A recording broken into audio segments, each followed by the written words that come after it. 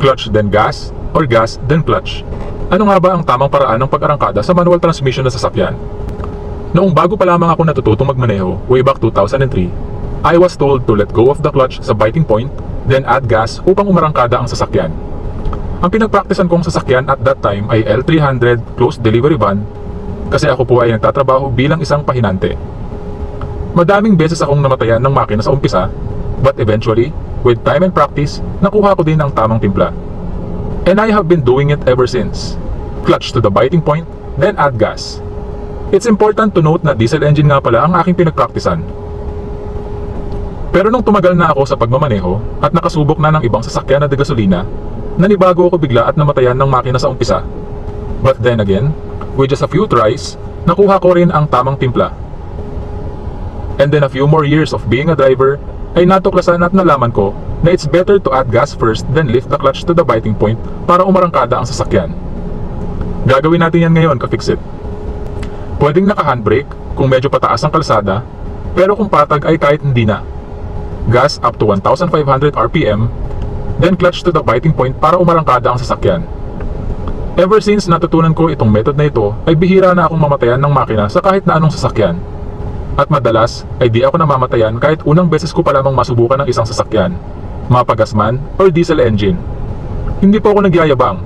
Totoo po ito, mga ka-fix-it. Promise!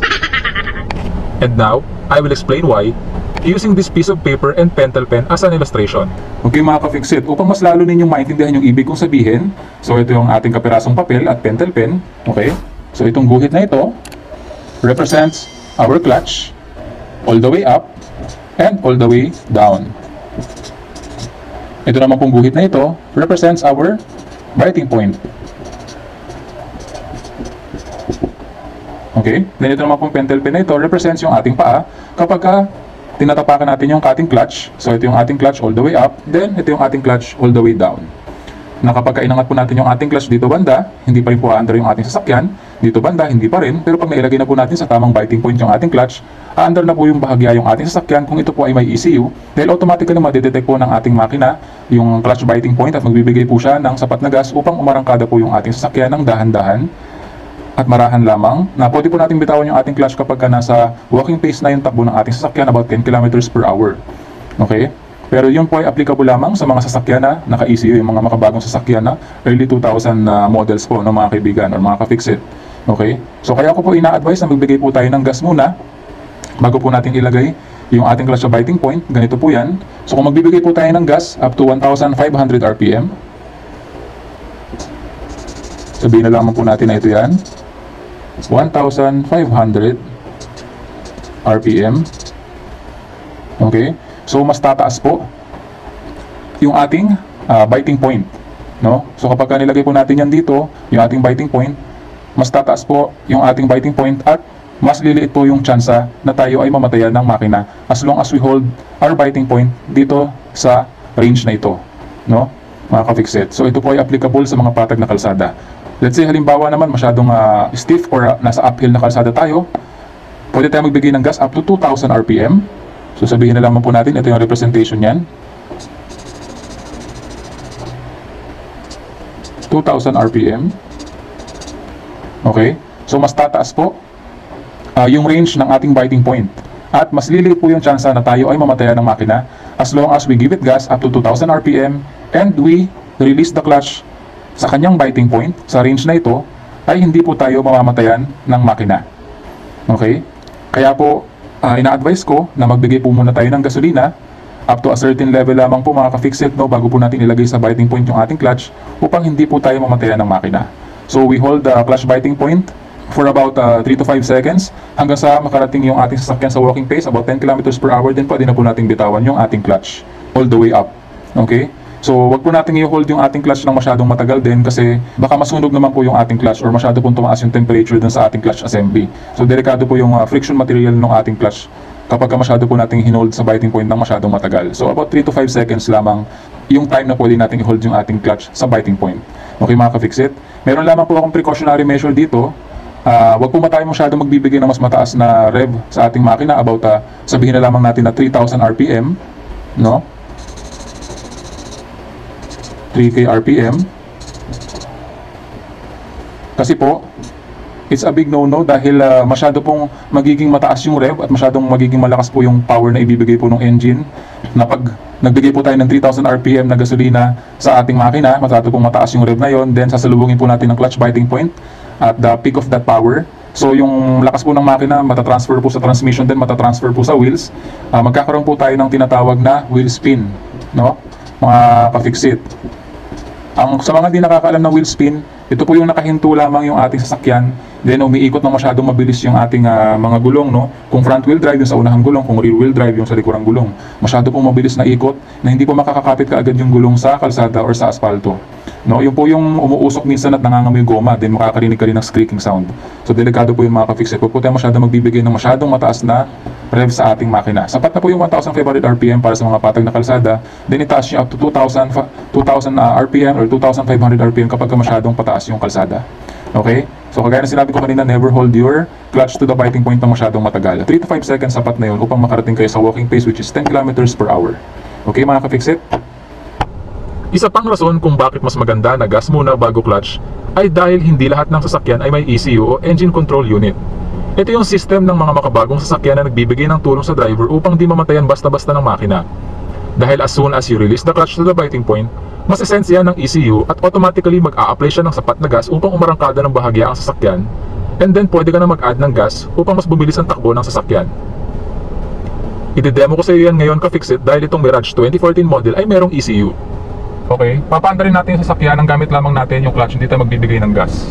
Pwede yun kasi may ECU ng sasakyan na to na nagmamanage ng ating system ng sasakyan. Automatically nagbibigay siya ng gas kapag na-detect niya na nasa biting point yung ating clutch and makakaandar yung ating sasakyan. So clutch all the way down, first gear, bibitawin ko yung ating brake, then release ko yung ating clutch sa biting point. Yan. Umaandar yung ating sasakyan pero masyadong mabagal. Hirap na hirap siya mga ka-fix-it, no? Aandar naman siya kasi patag naman tong kalsada. Kaya pwede ko na siyang bitawan kapag yung takbo natin is about 5 kilometers per hour, creeping forward ng sobrang bagal, nakabitaw ako. Pero sobrang bagal niyan. May chance na tayo mamatay ng makina pag medyo nakapagpreno tayo, bumagal pa siya sa ganyang takbo. Okay? Creeping forward ang tawag dyan mga ka-fix-it, which is quite difficult and delikado. So mag-apply tayo ng gas and kakambi tayo ng second gear. Okay?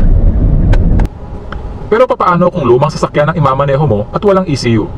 Dito na papasok ang benefits ng gas then clutch method.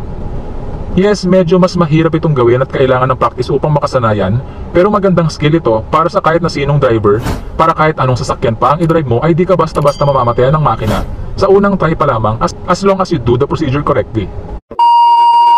Okay mga ka-fix-it, so i-demo ko sa inyo ngayon paano ginagawa yung clutch before gas and gas before clutch. So basically, yung clutch before gas, i-apply muna natin yung clutch natin up to the biting point bago tayo makapagbigay ng gas. Then yung gas before clutch naman, uunahin natin yung gas up to 1,500 RPM, then saka natin nilalagay sa clutch biting point yung ating clutch pedal. Okay mga ka-fix-it, so unahin natin yung clutch before gas. Ito yung way ng pagmamaneho ko na natutunan ko way back 2003, yung kinikwento ko sa inyo kanina, no? So clutch all the way down, bigay tayo ng lagay natin yung ating transmission sa first gear, naka-handbrake tayo ngayon. So ang gagawin ko, magka-clutch muna ako up to the biting point, then magbibigay ako ng gas up to 1,500 RPM, bababa ko yung ating handbrake, arangkada na yung ating sasakyan. Okay? Pwede rin naman na hindi ka naka-handbrake, naka-foot brake lang tayo. So baba natin yung handbrake, then clutch all the way down, first gear, clutch to the biting point. Okay, then bigay ng gas, pagbitaw natin ng foot brake. Okay? Yo, pwede yung dalawang yon. So ngayon naman mga ka-fix-it, gawin naman natin yung gas before clutch. Okay? So mag-handbrake muna ako, gawin natin yan na naka-handbrake. Clutch all the way down, first gear, gas muna tayo up to 1,500 RPM. Okay, then clutch, biting point, baba ang handbrake. Maandar na yung ating sasakyan. Ulitin natin yan, isa pa. Handbrake tayo, no? Clutch all the way down, transmission to the first gear, bigay tayo ng gas up to 1,500 RPM, clutch to the biting point, then baba natin yung ating handbrake. Aandar na smoothly yung ating sasakyan. Gawin naman natin yung ka-fix-it ng walang handbrake. So foot brake lang tayo. Ulitin natin, clutch all the way down, first gear, bigay tayo ng gas 1,500 RPM, then clutch, aandar na yung ating sasakyan. Ulitin natin yan mga ka-fix-it. Clutch all the way down, first gear, 1,500 RPM na gas, clutch, to the biting point at under na yung ating sasakyan very smoothly mga ka-fixit. Okay? Ulitin natin, first gear, gas, 1,500 RPM, clutch, under na yung ating sasakyan. Wala man lamang tayong naramdaman na panginginig, no? Sa ating makina nung ginawa natin yung gas before clutch, no? Kung mapapansin ninyo. Ulitin natin, gas, then clutch. Diba mga ka-fixit? Kung mapapansin ninyo, very smooth yung transition ng power, no? Wala man lang tayong naramdamang panginginig ng ating makina. Kasi dun sa clutch before gas, mararamdaman ninyo medyo nanginginig yung ating makina, no? Pag nilalagay natin sa biting point. Well, kung may ilalagay mo naman ng tama dun sa linya or dun sa certain level ng biting point, ayos lang naman, hindi masyado manginginig yung makina. Pero pag napasobra ka ng kaunti without pressing the gas, dun mararamdaman medyo nanginginig yung makina niya. And may tendency na mamatayan ka ng makina pag sumobra ka dun sa biting point. Okay? But when we apply gas before clutch, mga ka-fixit, pinapataas natin yung width nung nung biting point na yon. At hindi ka basta-basta mamamatayan ng makina as long as you hold it there sa biting point habang umaarangkada ka. So, with pressing the gas up to 1,500 RPM, no? Yung maliit na biting point na yon, pinapakapal natin kahit papaano ng kaunti, no? Actually up to 2,000 RPM pwede pa yon, lalo na kung medyo patarik yung daan, no? Mataas yung daan na or yung kalsada na iyong dadaanan, pataas yan or uphill kung tawagin. Very handy yung gas before clutch, na ilalagay mo muna yung iyong gas up to 2,000 RPM, lalo na kung mga pataas yung daan, then saka ka magka-clutch to the biting point, then ibababa mo yung iyong handbrake, no?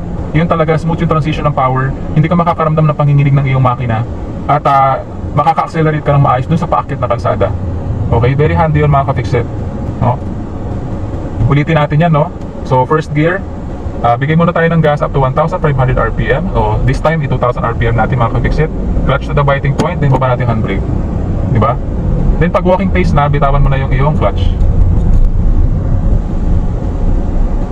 Diba mga ka-fixit? Very smooth yung transition ng power. At kung tutuusin, pwede nating paarangkadahin ng mas mabilis yung ating sasakyan with that method, no? Pansinin nyo mga ka-fixit, clutch all the way down, first gear. Bigyan ko ng gas to 2,000 RPM, clutch to the biting point. Mas makakaarangkada tayo ng mas mabilis with that method. Clutch all the way down, first gear, 2,000 RPM, clutch to the biting point. Walang handbrake, okay? Baba natin ating handbrake, gas 2,000 RPM, clutch to the biting point. Diba mga ka-fixit? Gas 2,000 RPM, clutch to the biting point. Diba? Actually, mga ka-fixit, I find it very easy na hulihin yung clutch biting point kapag ka nagbibigay muna tayo ng gas. Nararamdaman ko yung feedback ng makina, mas madali siyang hulihin kumpara dun sa clutch muna before gas. Kasi yun makagaya nung pinapaliwanag ko sa inyo kanina dun sa maliit kong demo, no? Yung clutch biting point natin, mas kumakapal yan kapag nagbibigay muna tayo ng gas. Kaya maliit yung tsansa or maliit yung possibility na mamatayan tayo ng makina kapag nagbibigay muna tayo ng gas before clutch. At isa pa mga ka-fixit, kaya ko sinasabi na mas maganda yung gas before clutch kaysa dun sa clutch before gas, kasi hindi lahat ng sasakyan merong ECU or engine control unit kung tawagin, no?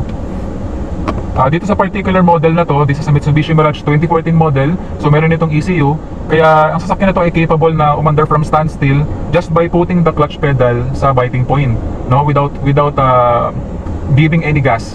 Kasi yung ECU na yon, it will manage the engine, yung system ng ating sasakyan, para makapagbigay siya ng sapat na amount of gas para mapaarangkada yung sasakyan pag nilagay mo sa clutch biting point yung clutch pedal. Okay, so gawin natin yan, papakita ko sa iyo yan mga ka-fixit. Clutch all the way down, first gear. Baba natin yung ating handbrake. So lalagay ko lang yung ating clutch sa biting point. Kaya kung mapapansin mo, umaandar na yung ating sasakyan with just putting the clutch pedal to the biting point.